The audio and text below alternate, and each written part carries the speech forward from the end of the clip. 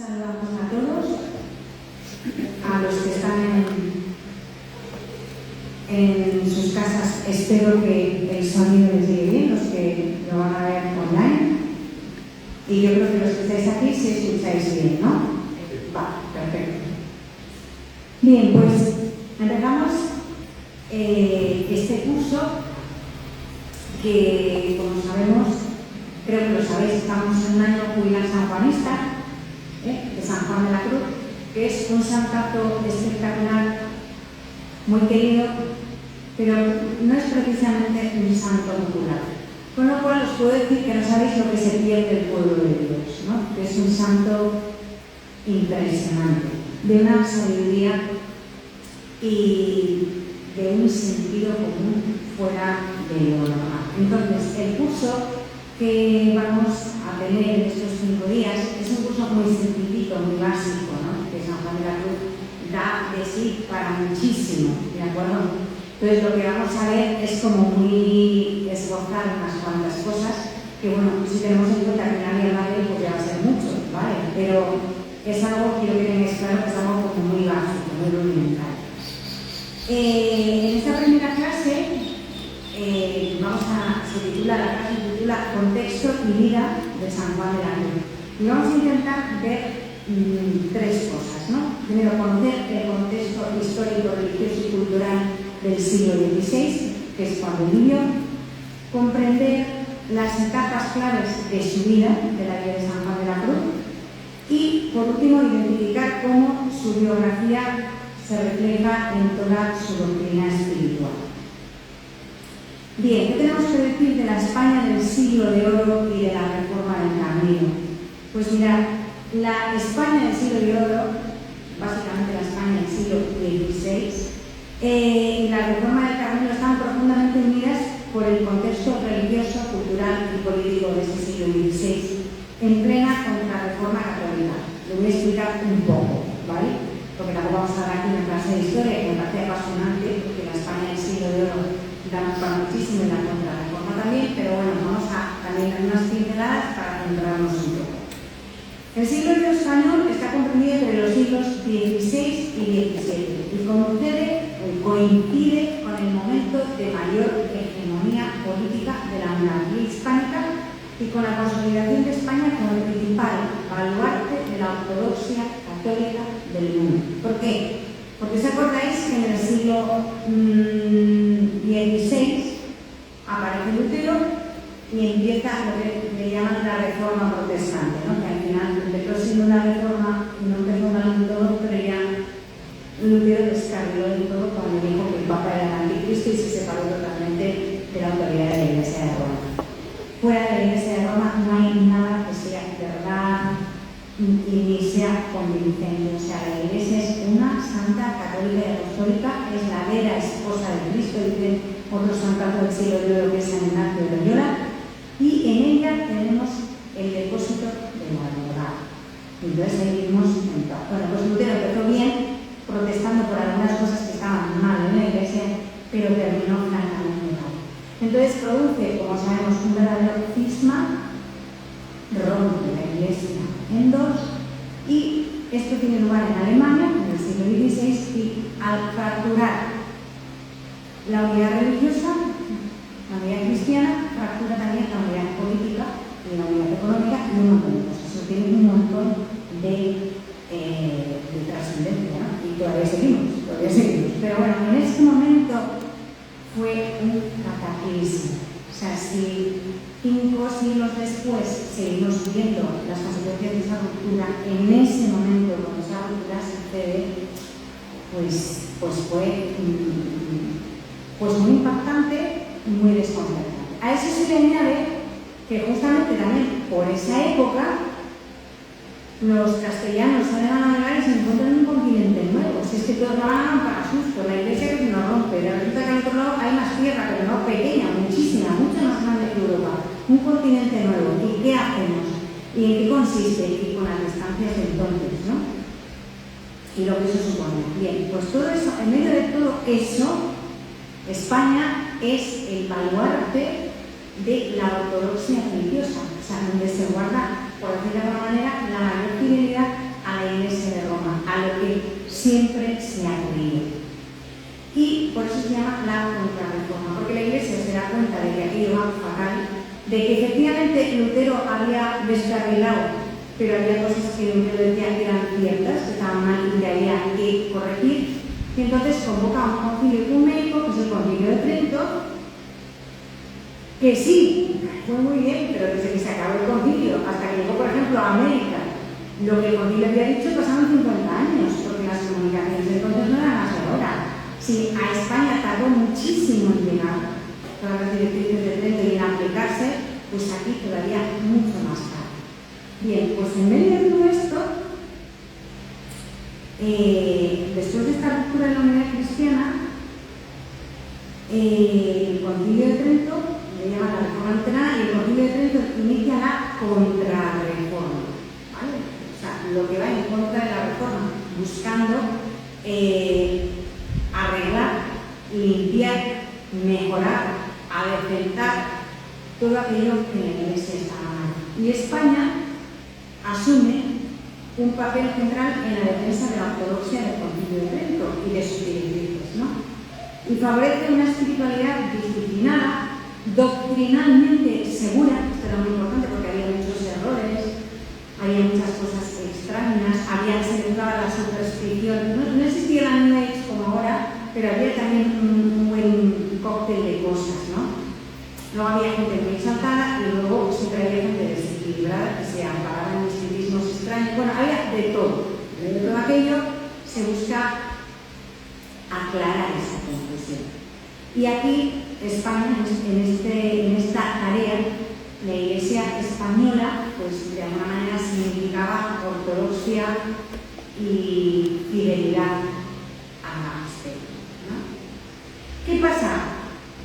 Que esa ortodoxia, aunque no anula la experiencia mística, Salavier de Gracia, de hecho los grandes místicos de la Iglesia española, bueno, de la Iglesia universal, aparecen ahí, y aparece otro hombre espectacular e impresionante, al que quiero muchísimo y al que invito a que conocéis, que es San Ignacio de Loyola, que todavía no ha acabado de entender porque no es doctor de la Iglesia, pero bueno, la Iglesia sabe, con una claridad de doctrina, una luz y esa maravilla que son los ejercicios espirituales donde él va guiando al alma de la mano. Bueno, pues todo eso aparece en medio del caos. ¿Por qué? Porque el Espíritu Santo nunca pierde cuidado de nada, ¿no? De ningún alma. Y el Espíritu Santo siempre cuida a su Iglesia en medio de las mayores tempestades y olas. Bien, entonces, aunque todo esto no anula la experiencia mística, sí que es verdad que lo que se sale de lo políticamente correcto y lo establecido se mira con sospecha. Entonces, la trayectoria espiritual de una mujer impresionante como es Santa Teresa de Jesús o de este hombre excepcional de San Juan de la Cruz, que son ante todo místicos, se miran con respeto. Y más en ella, porque ella era mujer y encima no tenía formación teológica, porque él sí era teólogo. ¿Vale? Entonces, ¿qué pasa? Que la Orden del Carmen, que es una orden que tiene un origen helenístico y contemplativo. Otro día os cuento la historia del inicio de la orden, que es preciosa, porque si no podemos estar aquí para ver una cosa, ¿vale? Pues esta orden que aparece en Palestina, ya en la regla se escribe en el siglo III, IV, pues llega a Europa y esta orden, que tiene origen helenístico y contemplativo, ha evolucionado hacia unas formas de vida como más estructuradas, acomodadas. Durante la Baja Edad Media pues se han ido, pues de alguna manera, acoplando a lo que hacía todo el mundo. Y ahí está.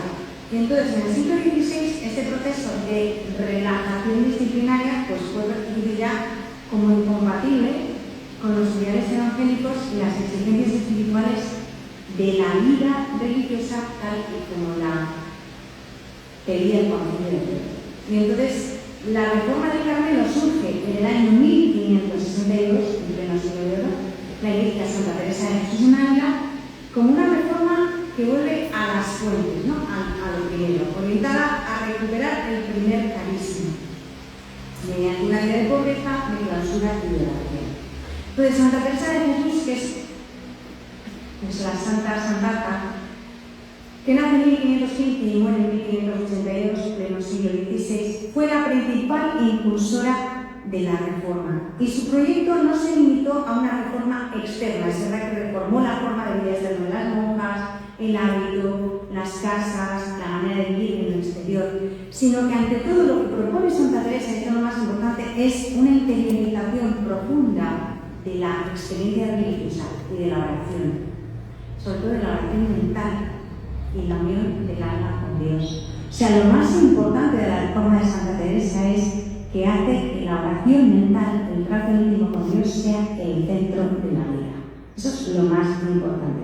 Eso hasta entonces no existía en la Iglesia, porque las grandes órdenes de la Iglesia o eran teólogos o eran liturgistas. Teníamos la orden de San Benito, la primera benedictina, que tenía sus hospederías monásticas y al mismo tiempo se dedicaban a embellecer la liturgia hasta lo máximo, porque la liturgia benedictina o de su reforma, que es el Cister, es excepcionalmente bella y hermosa. Entonces cuidan muchísimo la liturgia, pero la oración mental no.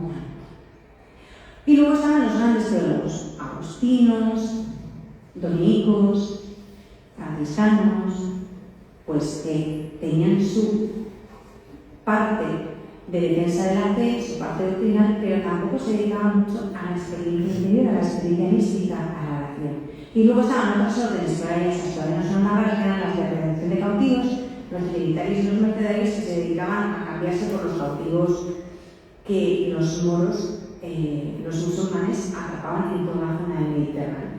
¿Vale? Entonces, esto ahora ya casi no tiene mucha... Pero todo eso era lo que había. Entonces aparece Santa Teresa de Jesús y San Juan de la Cruz con ella, y aparecen con una orden que centra lo principal, lo más importante, en la experiencia de unión del alma con Dios. De hecho, el Carmelo es la orden de la oración. Y Santa Teresa de Jesús y San Juan de la Cruz son ante todo maestros de oración. Entonces, ella, en el convento de San José de Ávila, en 1562, marca el inicio de una orden nueva, y ahí es una reforma, pero en realidad es una nueva orden nueva, que es el Carmelo Descalzo, con unas características muy claras de austeridad, de pobreza, pero reducida a un mínimo de actividad exterior, nada, las monjas nada y los frailes poco, ya lo vamos a ver, y se centran sobre todo en tener una intensa vida contemplativa, una intensa vida de oración. Y en medio de todo este lío, Santa Teresa la Intrépida, ella se metió a arreglar cosas de monjas, porque ella dice que como era mujer y no dejaban hacer otra cosa, se puso a eso. Si lo hubiera dejado, no sé lo que hubiera hecho, ¿vale? Pero bueno, dijo que como no podía hacer otra cosa, ella quería ayudar a la Iglesia, pues lo que hace es vivir los consejos evangélicos con la mayor perfección posible. Y entonces se empieza la reforma. Y en un momento dado, el general de la orden le dice que funde también conventos de frailes como los que está fundando de monjas. Y entonces ella se queda así como diciendo que de dónde sacó yo un fraile o frailes que iban como estamos viviendo las monjas. Y ahora dice que, bueno, que mirar a ver qué se puede hacer, pero no se lo... Hasta que alguien le dice que hay un frailecillo joven en Medina del Campo, que se llama Juan de Yepes, y que, pues eso, que es un alma de mucha vida interior, y que como no está muy conforme con los derroteros que tiene la Orden del Carmen, se va a ir a la Cartuja. Y dice ella, ¿cómo? De la Cartuja nada, que de una verdad. Y entonces se encuentran en Medina del Campo, provincia de Valladolid, cuando Santa Teresa estaba en su segunda fundación. Allí se conocen y a partir de ahí pues fue un hito importantísimo en la Iglesia, porque une Dios, el Espíritu Santo, une dos almas pues que han cambiado la historia de la espiritualidad católica, ¿no? Y la siguen cambiando. Bien, entonces San Juan de la Cruz llega allí y desempeña un lugar importante en las máximas doctrinas de la Reforma y en la elaboración doctrinal de esa experiencia mística. Porque ¿qué le pasa a Santa Teresa? Santa Teresa te cuenta todo lo que ella vivió y todo lo que Dios hacía con ella. Que Dios con Santa Teresa rompió el molde, o sea, inventó todo para hacerle regalos a ella, ¿no? O sea, una serie de gracias místicas impresionantes. Y ella, desde su sencillez de vida y desde su transparencia y su normalidad, lo cuenta. Ella lo dice, las misericordias del Señor, lo que el Señor ha hecho con ella. Pero claro, ella de teología ni idea, bastante era que en el siglo XVI una mujer supiera leer y escribir, como para saber teología, de esa manera. Tampoco sabía latín, y la teología siempre se escribía en latín, ella escribía en castellano coloquial de su momento, y se limita a contar lo que ellos hacen. Y entonces aparece San Juan de la Cruz, que complementa todo, porque Dios les lleva a los dos por la misma senda, por el mismo itinerario místico, pero él es teólogo. Entonces él da forma y explicación teológica a todo eso que ella no sabe explicar desde el punto de vista teológico, porque no es teóloga. Y es muy bonito porque él nos da una luz impresionante sobre lo que ella cuenta. Yo confieso humildemente, aunque estoy dando este curso, yo si a San Juan de la Cruz le he leído 10, a Santa Teresa le he leído 500. Lo siento, Santo Padre, pero es que es así. Yo soy hija de San Juan de la Cruz, pero quien más ha marcado mi corazón ha sido Santa Teresa. Otra cosa es que cuando tú has leído a Santa Teresa y lees a San Juan de la Cruz, él ilumina muchas cosas. Que ella, además, cuando lo escribe le dice, esto no lo sé mejor de ti, porque como no soy teóloga, lo dice con toda normalidad, ¿no? Y él lo explica. Él da base y fundamento teológico a toda la vivencia espiritual de ambos dos. Y con eso, en una época donde se recelaba de todo, donde se tenía miedo a los errores teológicos y doctrinales, deja hasta el Carmelo. Aún así todo, Santa Teresa se la dio con la Inquisición, pero bueno, él no, pero porque él sabía justificar y puede justificar cosas que ella no sabe, ¿no? Entonces, la mística carmelitana, no sé si lo sabéis, es que yo no sé lo que se estudia en Uruguay, sé lo que se estudiaba antiguamente en España, que ahora tampoco. Se estudiaba, cuando estudiamos la literatura del siglo de oro, se estudiaban a San Juan de la Cruz y Santa Teresa simplemente como escritores. Tú puedes creer en Buda, en Confucio, en quien te dé la gana, pero San Juan de la Cruz es un poeta espectacular. De hecho, esto lo digo porque es verdad, pero los mejores literatos de habla hispana reconocen, creyentes y no creyentes, que es el mejor poeta de lengua española de todos los tiempos. O sea, ninguno le roza ni de lejos. Ni todos los poetas españoles de la generación del 27, que los hay espectaculares. Ni Pablo Neruda, que a mí me encanta.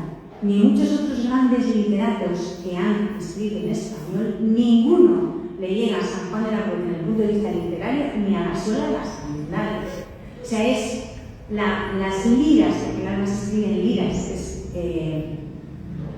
el tipo de estrofa que permite versos más hermosos, pero más complejos de manejar desde el punto de vista de la métrica, desde el punto de vista literario. O sea, las liras que San Juan de la Cruz escribe no han sido igualadas nunca. Entonces, yo no sé si tenéis obras completas de San Juan de la Cruz, o incompletas, da igual, pero que busquéis la poesía de San Juan de la Cruz y la leáis simplemente como poesía, que es bellísima. O sea, sus versos son bellísimos. Si a eso le añades que él, que es un padrazo, nos va desmenuzando cada verso y explicando el sentido de cada cosa, pues ya es alucinante. O sea, es para disfrutar y tener una cuerda a lo divino. O sea, yo he tenido momentos en que he disfrutado con el santo escoger el canto espiritual, coger la llave, simplemente los versos y sentarte delante del sagrario y leer y dejarte aquello, porque es difícil concebir tanta belleza si no está el Espíritu Santo detrás, ¿no?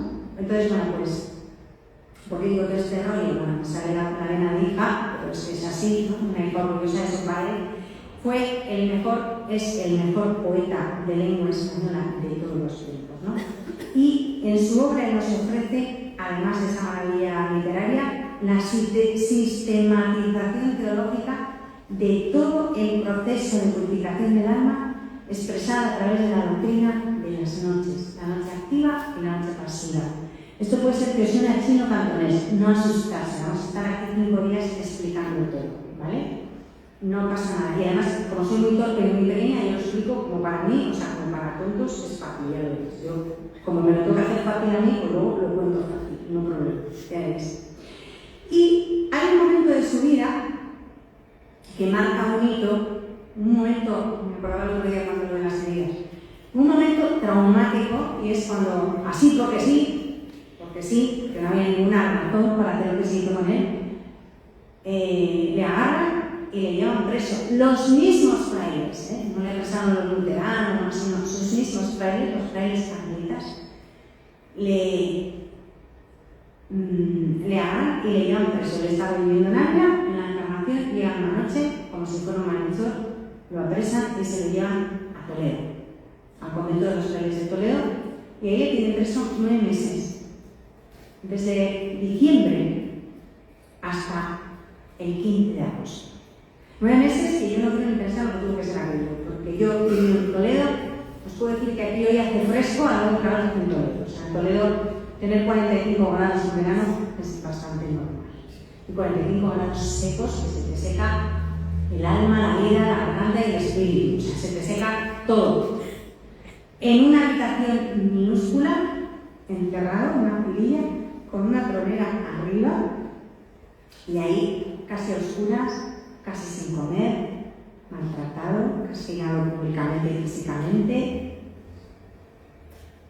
Ahí San Juan de la Cruz, a mí es una de las cosas que me impresiona. ¿Qué hace? Enfadarse, rebotarse, crisparse, darle patadas a todos. No. Canta y compone los versos más hermosos que se han escrito nunca en lengua castellana. Ese es el fruto de la vivencia más traumática de toda su vida.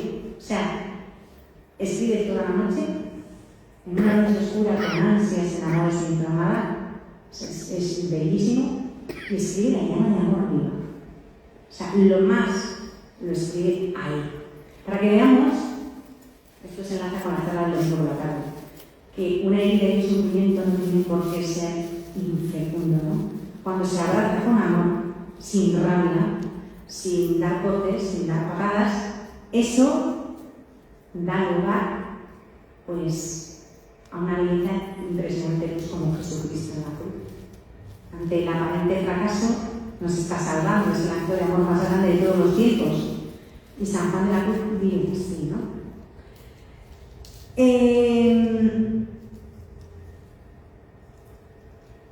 Otra de las cosas muy importantes que él hace, junto con Santa Teresa de Jesús, es que utilizan por primera vez el castellano como lengua teológica, porque la teología solo se escribía en latín.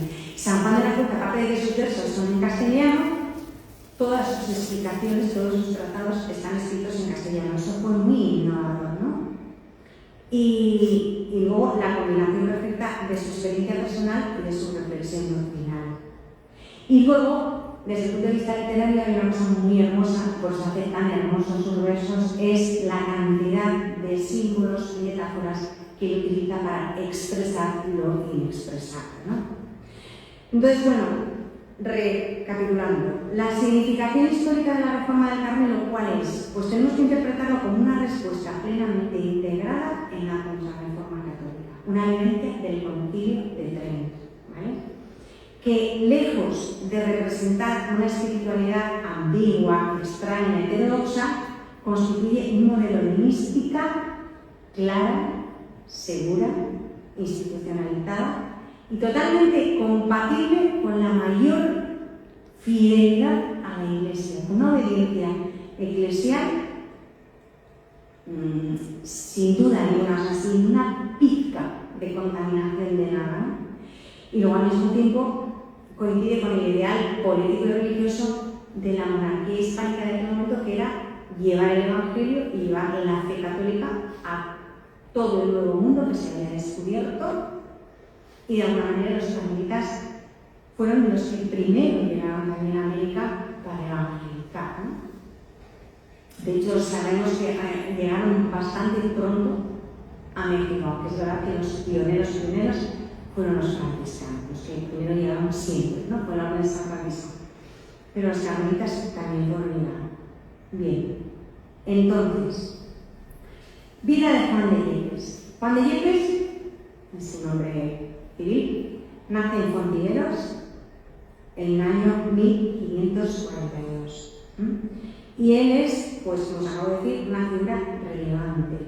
Nace en el seno de una familia empobrecida, pues porque en la Castilla del siglo XVI había muchos convencionalismos sociales. Entonces su madre era una mujer de una familia bien, se enamora de un hombre que es tejedor, que es un obrero, es un hombre trabajador, que se dedica a tejer, a hilar, y la familia de ella no acepta que se case con alguien de un rango social inferior y le dice que si se casa con él, se olvide. Y así es, tal cual se casa con él, es rechazada por la familia y entonces viven siempre modestamente y trabajando mucho los dos, tejiendo siempre para sacar adelante aquella familia.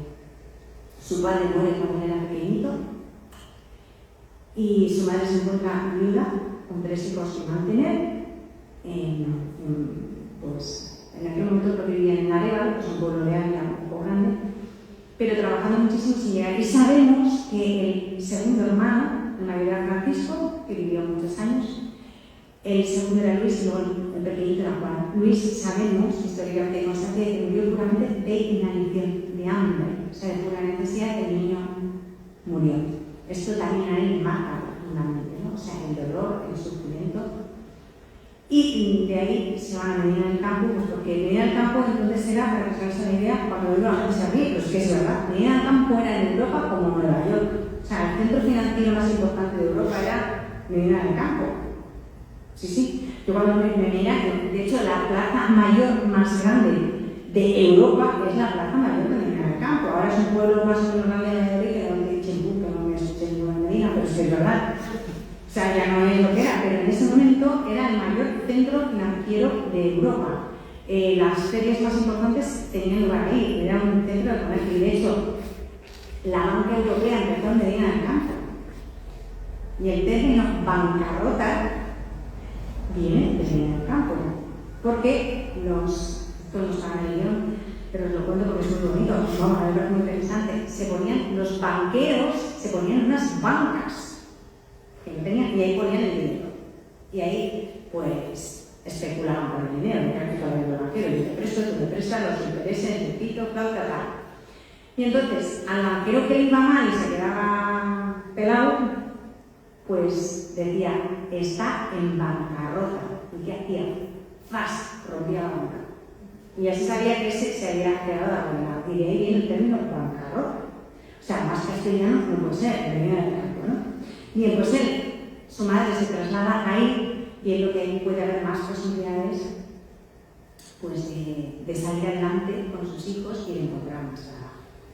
Estando allí, él tiene la posibilidad de estudiar con los jesuitas que enseñaban a niños pobres, lo que se llamaban los doctrinos, entonces la llevaban a un hospital a los jesuitas, a atender enfermos y a cambio le instruían, le daban clases.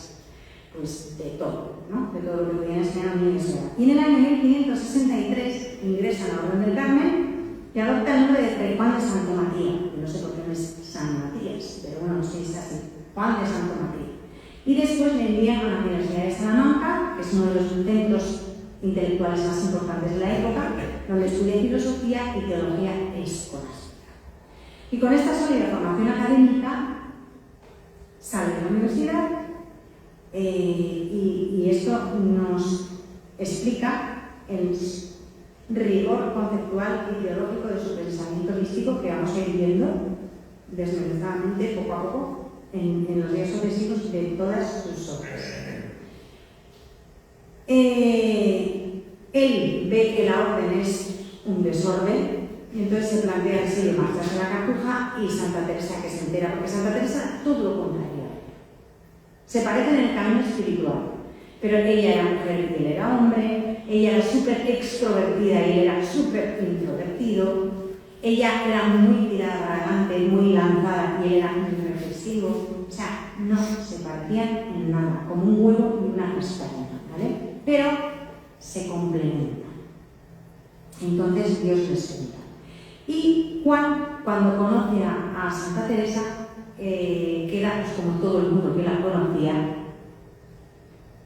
cautivado por la fuerza reveladora de aquella mujer y sobre todo lo que le cautiva a ella es el amor apasionado que tiene por Jesucristo, que es lo que él quiere, es lo que comparte. Solo mira la puerta todo el rato y no nota nada. Él se ponía a escribir y cuando se ponía a escribir nos dejaba todos sin palabras, ¿no? Pero ella... Entonces, él abraza el ideal de la reforma de la Madre Teresa, que se reforma la pobreza y la oscuridad originales de la orden, una vida contemplativa centrada en la oración mental y la observancia estricta del recogimiento, de la clausura. Y en el año 1568 funda el primer convento de carmelitas descalzos en Duruelo. Duruelo es un sitio que hay que buscar en el mapa con una lupa, ¿vale? Pero ahí, en donde no parecía un buen sitio, empieza la reforma del Carmelo de los frailes. Y esto produce muchísimas tensiones dentro de la orden. Ya os he dicho que los carmelitas descalzados le arrestan, le llevan al límite, porque no se murió de milagro. De hecho, de la cárcel se tuvo que escapar. Y de las consecuencias de aquella estancia en la cárcel, con todo lo que supuso de maltrato físico, no se recuperó físicamente nunca del todo. De hecho, San Juan de la Cruz muere relativamente joven, muere con 49 años. O sea, su salud quedó, y era un hombre sano, quedó resentida ya para siempre. O sea, al 100% no se volvió a recuperar nunca. Pero este sufrimiento, como os he dicho, fue para él la purificación interior más grande, repito que lo vamos a ver en días sucesivos, y llega pues a una unión mística impresionante, ¿no? El encarcelamiento le marcó profundamente y marca profundamente su vida espiritual como proceso de despojo. Si de algo nos va a hablar continuamente San Juan de la Cruz es de despojarnos, ¿no? Y después de su fuga, porque se tuvo que fugar, o sea, llega un momento que el pobre niño lo deja, pero el pobre Dios dijo, o me marcho de aquí, o me van a matar. O sea, pensamos que de maltrato y de inanición. Entonces, el 15 de agosto pidió que le permitieran celebrar misa de la Asunción de Nuestra Señora. Y como estos frailes tenían una uva y una mala, pues le dijeron que no. O sea, le tenían sin sacramentos, sin misa, o sea, aquello era maltrato, lo mismo con los niños, ¿no? Y entonces, hay algo dentro de dijo, no puede ser, me tengo que escapar. Entonces le pidió a la Virgen que le ayudara. Y le tuvo que ayudar. Porque yo que estaba dentro le pedí esto, por donde se descolgó, que además era un renacuajo canijo, porque él era bajito. No se me había olvidado milagro porque había un trozo de carreterita, pero entonces no había carreterita. Y Toledo es todo como así, ¿no? Como desfiladeros, no sé si alguno conoce Toledo. Bueno, total, que salió por un ventanuco que le valió ser pequeño porque cualquiera no cabe por ahí. Y cayó en un huerto de un convento de clausura donde no se podía salir. Entonces dijo, adiós, me quedo aquí dentro y ahora cuando se empiezan los frailes, ya sí que me liquidan. Entonces le pidió a la Virgen que le ayudara, a la Virgen Santa, valedme, ayudadme. Y de la nada, no se sabe dónde, esto lo cuenta él, apareció un perrito. Entonces, por donde vio que por debajo de sus matorrales salía el perrito, él salió gateando, que se dio la calle de Toledo. Entonces llega a las carmelitas descalzas, huye, le esconden las carmelitas descalzas de Toledo, que estaban allí, la quinta fundación de Santa Teresa, y allí él les empieza a contar, las monjas también, nos cuenta cómo vivía la pobreza, llega desnutrido, más muerto que vivo, hecho polvo, y dice que es Fray Juan de la Cruz y las monjas le creen y dicen, pero será, no será, y cuando le vieron, dice que le vieron en el locutorio que casi no le reconocían de lo demacrado y desfigurado que estaba. Y entonces, esto es precioso, una de las emisiones más útiles para reconfortarle un poco, le hacen unas peras cocidas en compota con canela. Peras con canela. Y mientras come aquellas peras con canela, pues empieza él mismo a declamar los versos que ha compuesto en la carta. O sea, ellas tuvieron el privilegio de ser las primeras en escuchar del mismo santo aquellos versos maravillosos, ¿no? En sus últimos años sufrió muchísimo incomprensiones nuevas dentro de su propia orden, no ya de los frailes cantados, sino dentro de los frailes descalzos, y fue poco a poco apartado del gobierno después de morir Santa Teresa, porque él quería mantenerse fiel a un espíritu y a un carisma que tenía claro.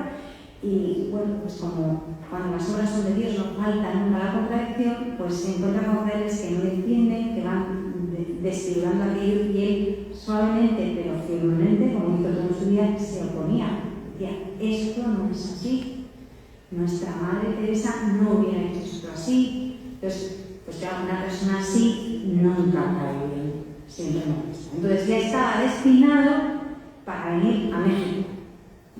Te mandaran entonces a México es como si ahora te mandan a Saturno, ¿sabes? O sea, que ni hay conexión ni hay manera de comunicarse. Entonces le mandaron a México, vamos a ver, lo más lejos que le podemos mandar a México, le mandamos a México y nos olvidamos de él para siempre.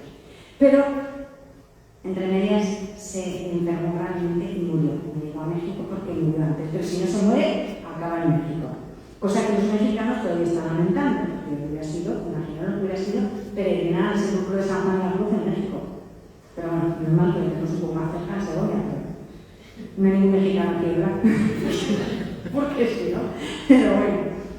Y la vida de Juan de Yepes, desde Fontiveros, pasando por el Carmelo Descalzo, hasta el final, en Úbeda, cuando muere en Úbeda en 1591, no puede separarse su trayectoria vital ni de su obra ni de su pensamiento, ¿no? Su biografía es un itinerario espiritual marcado por la pobreza, por la obediencia, por el conflicto y por la búsqueda radical de la voluntad de Dios, a una cosa de desagradar muchas veces a otros, ¿no?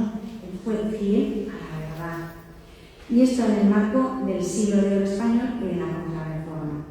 Y ahí, en ese marco, él representa la síntesis entre la experiencia mística, esto es importantísimo, el rigor teológico y la excelencia literaria, las tres cosas. O sea, es un hombre excepcional. ¿Cómo fue su relación con Santa Teresa de Jesús? ¿Por qué digo esto? Porque yo creo mucho en Santa Teresa. Sí, es verdad. Y la estoy viviendo, me encanta hablar, me queda aquí, ¿no? Es verdad. ¿Porque la quiero mucho? Sí, es verdad. Pero también porque de qué manera mutuamente se influyeron. Y porque, aunque tampoco hay ningún fraile aquí, ¿no? Aunque a los frailes no les guste oírlo, él fue hijo de la santa. Ella recibió un carisma, una gracia fundacional, y él fue el que mejor entendió ese carisma, el que mejor lo encarnó, el hijo fiel y querido de la santa. Ella lo dice, que nunca jamás le defraudó.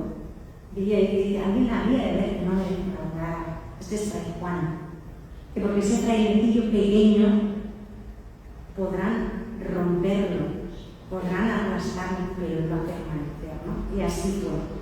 Entonces, ella fue la maestra de él. Él aprendió todo de ella. Lo que pasa es que él, con su formación intelectual y teológica, dio forma a todo lo que ella tenía en el corazón. Todo lo que el Espíritu Santo puso en el corazón de ella. Pero él fue el discípulo de ella. Juan de Yepes, practicante de sacerdotes, lo he dicho hace un momentito, conoció a Santa Teresa en Medina del Campo, ¿no? En el año 1563. Y se convierte en su discípulo y colaborador más importante, compartiendo con ella la misión de su vida austera, de su pobreza radical y de esa oración contemplativa. Él comprendió el carisma mejor que nadie y supo modelarlo, darle forma doctrinal y presentárselo así a los frailes, ¿no? Llevarlo a la rama masculina. Y ella, Santa Teresa, como le correspondía, se centró en la reforma femenina, en la fundación de los conventos y en enseñar a las religiosas, ¿no? Así que unas obras maravillosas, sobre todo el camino de perfección para enseñar a las monjas. Luego escribió el libro de la vida porque se lo piden los confesores que no se aclaraban, era mucha santa para aquellos pobres hombres, pero por fin, ¿vale? Pero es que ella era un gigante del espíritu. Y lo que Dios hizo con ella pues superaba a cualquiera, menos a Juanito. Juanito tenía capacidad, ¿vale? Pero apareció más tarde. Entonces ella escribe el libro de la vida de ellos y luego escribe las moradas, que es toda esa experiencia impresionante desde el principio hasta el final. Que el santo escribe igual con la noche y la subida. Es exactamente el mismo itinerario, pero desde un punto de vista y desde una religión y desde otro punto de vista y desde otra religión, ¿no? Y la colaboración de los dos demuestra pues, la obra del Espíritu Santo cuando Dios escoge a dos almas así y hace que esas almas coincidan y converjan, ¿no? Hay unas intermediarias, una misión compartida de la espiritualidad y una experiencia interior transformadora. Ambos llegan a un estado que se llama unión transformante, que los demás no llegamos, no pasa nada, ya lo explicaré, estos días que vienen tranquilo todo el mundo, Ellos llegan por un privilegio de Dios y son maestros de oración para la Iglesia universal. Juntos enfrentan un montón de problemas, pero muchísimos, ¿no? Pero primero la resistencia interna de la orden, sobre todo de los carmelitas cantados. Las monjas siempre han sido preparadas, pero los frailes se cubrieron de gloria, ¿vale? De hecho, él, como os he dicho, estuvo en la cárcel en el año 1577 en Toledo y ella no la metieron en la cárcel, no podían, pero la denunciaron a la Inquisición, que era peor que la cárcel, porque había... Pero como como era libre, grande, y que Dios estaba con ella, pues salió airosa y vamos. La Inquisición y ella preocupada. La pancha. Es decir, yo decía, ella en materia de fe soy mi propio inquisidor, así que no tengo ningún miedo. O sea, todo el mundo muerto de miedo de susto a la madre. Ay, madre, lo que hacemos, ¿qué pasa? Ella, tranquila. Esto fue en Sevilla, tampoco hay aquí ningún sevillano, ¿no? Quiere decir que es que ya los sevillanos, pues no. Claro, la Santa Madre no quería Sevilla, y ¿eh? Si ahí la pilló la Inquisición, ¿cómo queréis que entre que no le gustaban los modos de ser de los andaluces, que son de ahí, que yo les quiero mucho a los andaluces, pero ella era una castellana muy castellana y aquellas de Lolita y ese, no.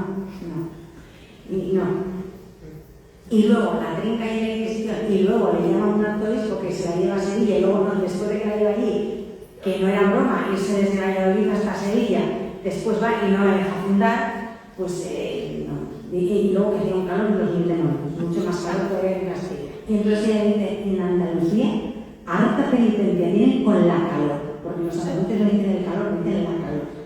Bueno, total, que ella acabó en la Inquisición. Y entre ellos superan, unidos, a mí personalmente como dos personas tan sumamente distintas en todo, cuando Dios une, crea una unión tan profunda, tan fecunda, tan santa, y que les lleva a superar todos los conflictos y a consolidar la reforma del Carmelo.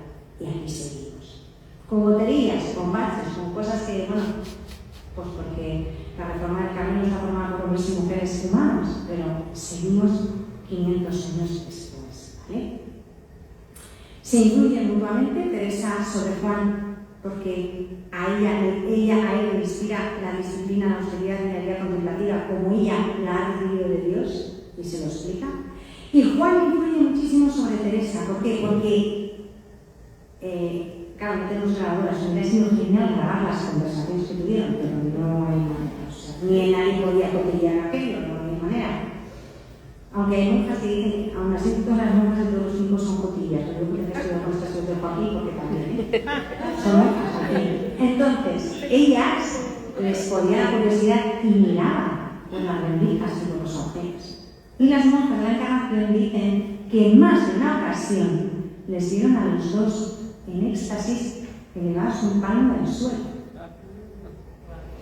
Esto cuenta más de una monja. Yo he estado ahí en la Encarnación y he venerado ese lugar santo, que me parece un lugar impresionante, y porque como soy hija suya, pues el orgullo es el orgullo, ¿no? El padre y la madre así no los tiene cualquiera, entonces aquello que si vais por España no hay que ir a Ávila, porque merece muchísimo la pena, ¿vale? Entonces, él sobre ella también influye porque la obliga a esa comunicación teológica y le enseña muchas cosas, ¿no? Y le anima a que le escriba un poco en plan, pero ella era un espíritu libre. O sea, Santa Teresa tiene una prosa maravillosa, a mí me encanta leerla, pero literariamente no vale nada. Como digo una cosa que la otra. Otra cosa es que para una hija una carta de su madre es una carta de su madre, para mí es lo máximo, pero la realidad es que desde el punto de vista literario ella no tiene relevancia. Así como él tiene mucha, ella no la tiene. Otra cosa que tiene un estilo muy suyo, muy personal, es muy divertida. Y vemos como una mujer castellana del siglo XVI habla y se desenvuelve, en qué tono y de qué manera, ¿no? Y ella lo hace. Y ambos potencian, y esto es muy importante para todos nosotros, porque todos hablamos castellano, español, nosotros del español. En España se dice de las dos maneras, español o castellano, ¿no? Pero ambos potencian la expresión en castellano para la fe, para la experiencia religiosa y mística. Eso fue muy importante también de cara abrir una puerta cuando España se encuentra con la gran obra de evangelizar fuera de España, ¿no? Concreto aquí. Entonces empiezan a dar catequesis y a hablar en español. Eso y los jesuitas entendieron, no va a escribir en español, porque si no, el pueblo sencillo no nos va a entender ni en Castilla, ni en España, ni en América. Entonces, Santa Teresa de San Juan de la Cruz abre esa brecha, ¿no? Y usar una lengua normal, común, para algo que entonces era impensable. Y luego aquí tengo un dibujito que no os lo puedo enseñar porque para qué. Pues que hay un dibujito con un esquema y un diagrama, de todo lo hago con PowerPoint, ¿sabéis? Pues, entonces yo me hago mis cosas y entonces luego quise hacer un dibujito con un mono que me dio muchísimo tiempo y al final no sirve para nada porque solo lo veo yo. Pero bueno, resumen rápido. Colaboración práctica. Fundan y organizan conventos, los dos juntos. Colaboración espiritual. Tienen la experiencia mística compartida y la orientación doctrinal. Y colaboración literaria. Escriben en castellano obras místicas con valor literario. ¿Y qué diríamos de la presión de Toledo? Os he contado algo, pero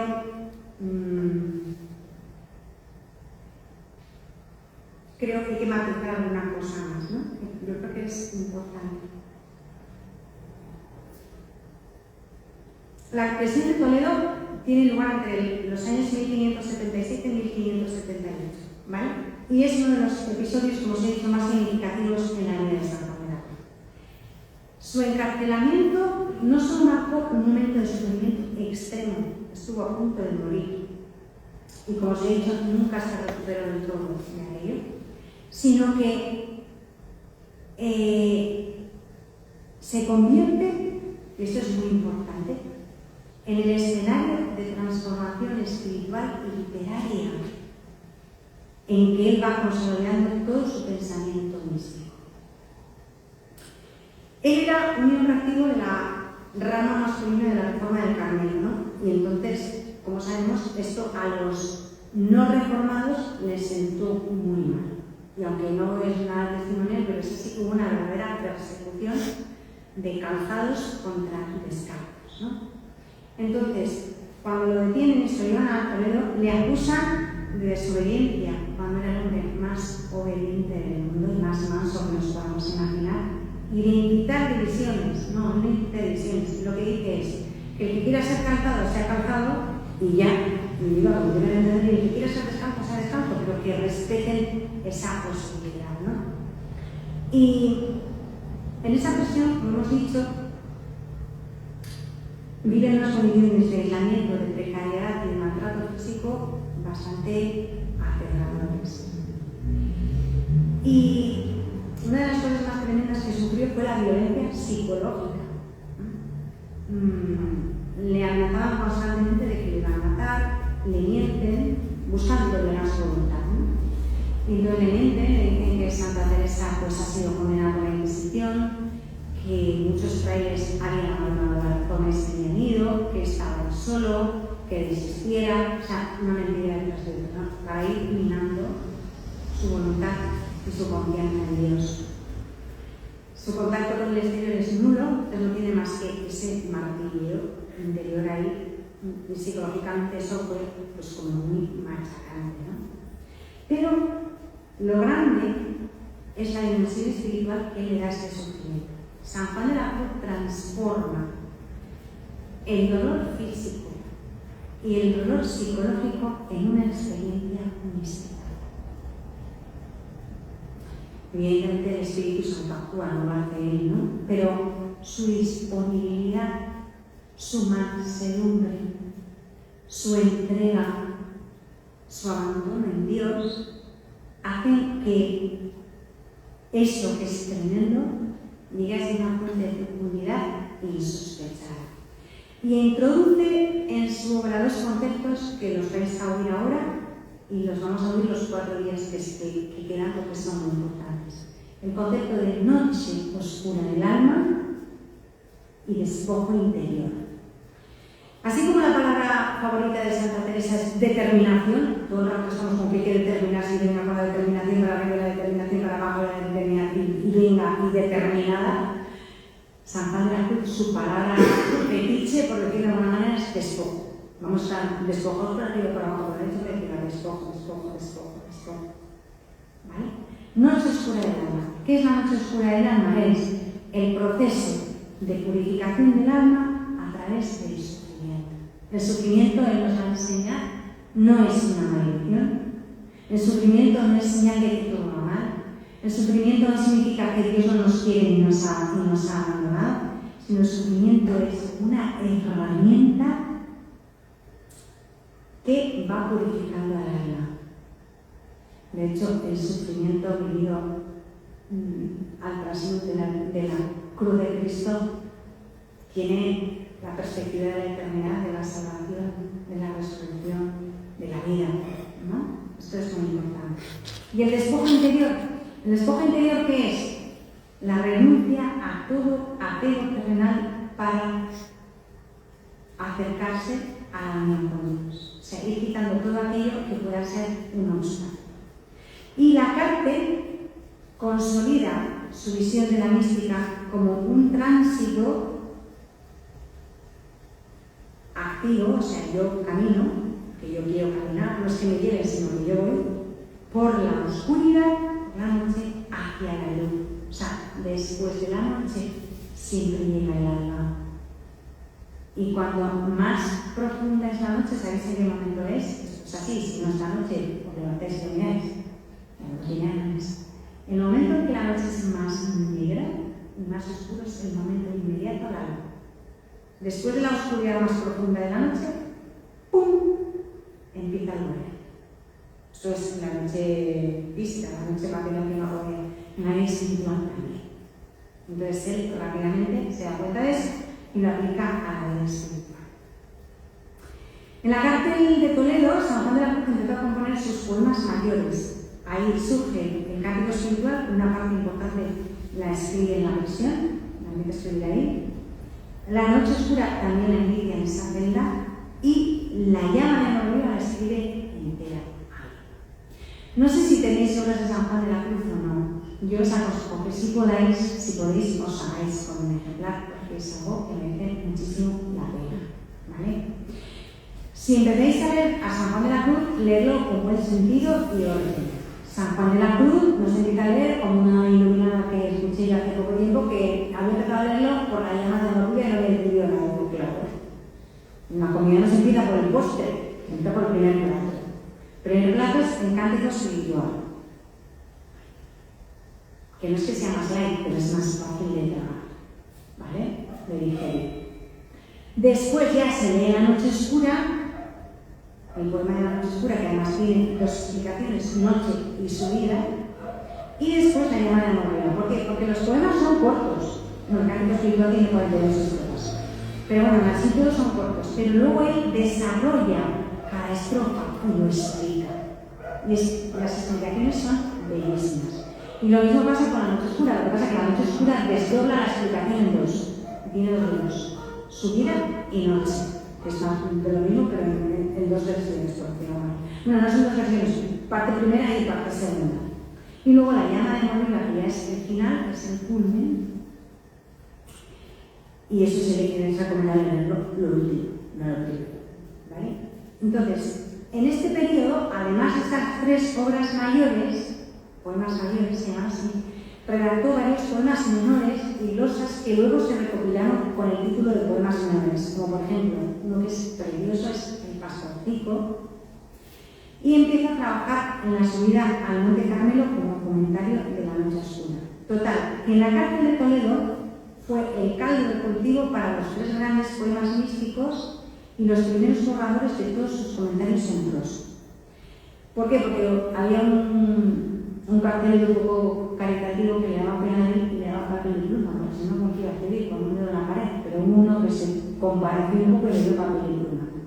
Y este, cuando se marchó de la cárcel, casi se mata al despeñarse, pero se llevó todos sus papeles. Menos mal, ¿vale? Y la literatura surge como respuesta creativa y de temple y de fortaleza y de configuración con Cristo en el sufrimiento, integrando en eso que escribe su experiencia vital y la teología. Lo último es muy importante. En esos poemas no solamente subirá, sino con una fundamentación teológica que es importantísima. ¿Vale? La presión de Toledo representa la tensión, y esto es para nosotros una escuela, entre la opción por la santidad y la resistencia de los mediocres. Cuando uno decide ser santo, a continuación van a aparecer a su alrededor un pelotón que son mediocres, que no son capaces de luchar por la santidad, que le van a estar fastidiando y poniéndole zancadillas todo el rato. ¿Vale? En el caso de San Juan de la Cruz, las zancadillas se convirtieron hasta prisión y Toledo, ¿no? La prisión de Toledo refleja también la capacidad del sufrimiento humano cuando se vive desde la fe para producir transformación y elevación espiritual. San Juan de la Cruz no hubiera sido el mismo sin la cárcel de Toledo. San Juan de la Cruz no hubiera llegado a la unión mística igual a la cárcel de Toledo. A la transformación espiritual llegó en la cárcel de Toledo.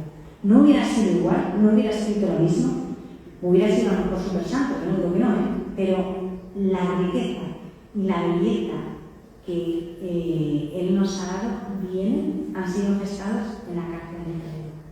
Y la cárcel de Toledo constituye un ejemplo de ese misticismo activo de la Contrarreforma, donde la Iglesia de la Contrarreforma se lo juega todo hasta el límite, ¿no?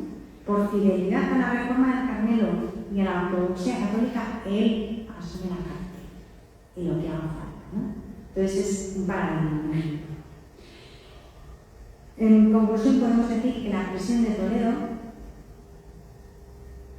no fue solamente un episodio de dolor físico y psicológico, que lo fue, sino un espacio de consolidación espiritual y literaria para él. Repito, él no hubiera sido el mismo sin la cárcel. Esto es muy importante. Para San Juan de la Cruz, la cárcel es como una especie de laboratorio de su experiencia mística, donde la oscuridad del encierro es convertida en luz a través de la oración, la contemplación y la escritura. O sea, lo que era una maldición fue fecundidad y fue bendición. Para él, a nivel espiritual, a nivel personal y para toda la Iglesia, porque ese legado lo hemos recibido todos, ¿no? Y luego este episodio, y la Iglesia que termino, subraya cómo la adversidad puede ser un agente impulsor. O sea, no un tropiezo, no un límite, sino algo que nos impulsa. O sea, como un muelle que nos hace saltar, ¿no? Un motor potente de innovación teológica y espiritual, de producción literaria y de santidad.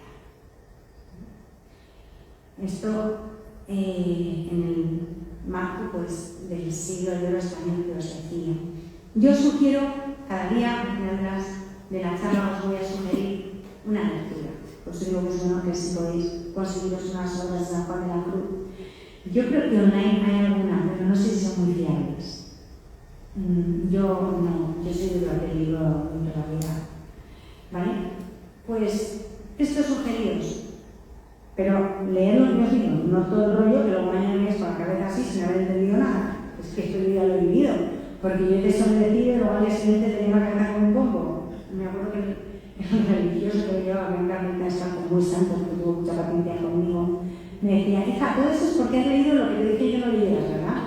Y yo decía, claro, padre, muy bien. Entonces yo os digo que leáis, intentad leer lo que os digo, lo otro ya lo leeréis, y vamos a ver lo que digo.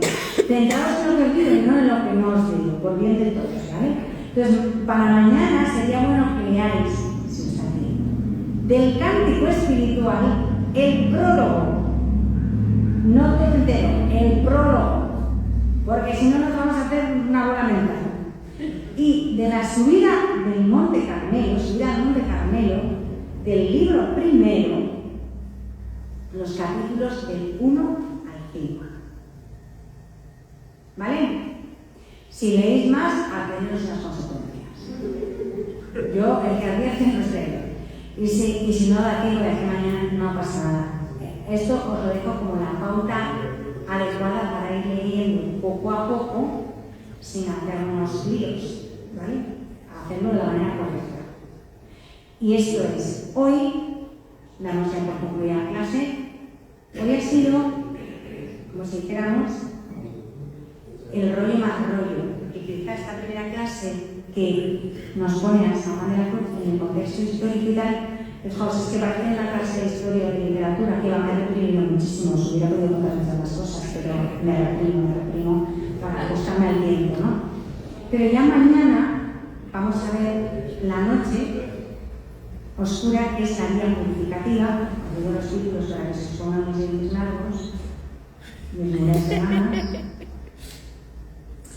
Luego tenemos la tercera clase pasada mañana, que es preciosa. La vía iluminativa es mi vía favorita. La parte que nos gusta, que es el amor transformante. ¿Vale? En la cuarta, que os he dicho, a mí no me dice nada estos títulos, ¿no? Yo creo que voy a hacer, pero es así.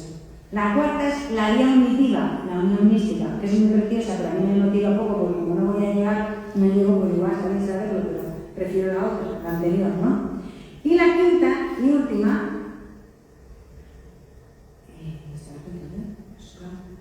esta es buenísima. Actualidad de aplicación de la espiritualidad sanjuanista a nuestra vida de hoy. Esto es lo que nos interesa a todos.